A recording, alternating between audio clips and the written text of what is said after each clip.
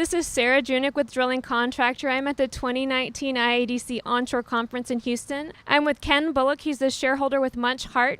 Ken, thanks for being with us today. Thank you. I appreciate it. Can you explain OSHA's Multi-Employer Citation Policy? The Multi-Employer Citation Policy is actually a policy that's been on the books for several years in OSHA as it's applied to most of the United States.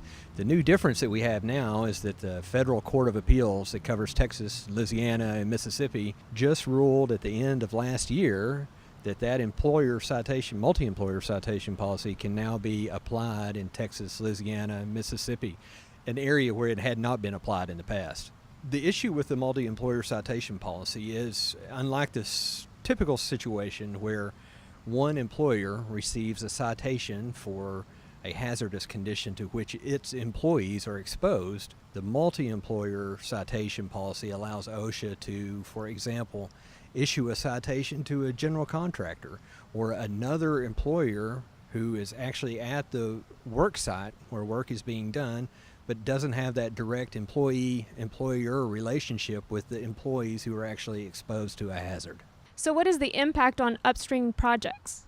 We've seen the multi-employer citation policy used, at least in my experience, mostly in the construction industry. But I think that we see a possible application of this multi-employer citation policy from OSHA's perspective in oil field and upstream applications where you have different layers of contractors who are all working at a particular well site, whether it be starting with the operator and contractors of different tiers below them at a typical well site. That could be an application of the multi-employer citation policy. And how can the industry prepare? That's a long explanation, when you really get to the details. But I think the big point to keep in mind is that the issues where we have seen a recent application of multi-employer citation policy in our area, Texas, Louisiana, and Mississippi in particular, is applying that to a general contractor or top-tier contractor level, if you will, who had retained supervisory control and control over safety at a work site, but didn't actually follow through with that. If there's retained safety requirements in a contract, for example, that's something that's going to need to make sure that you actually execute going forward.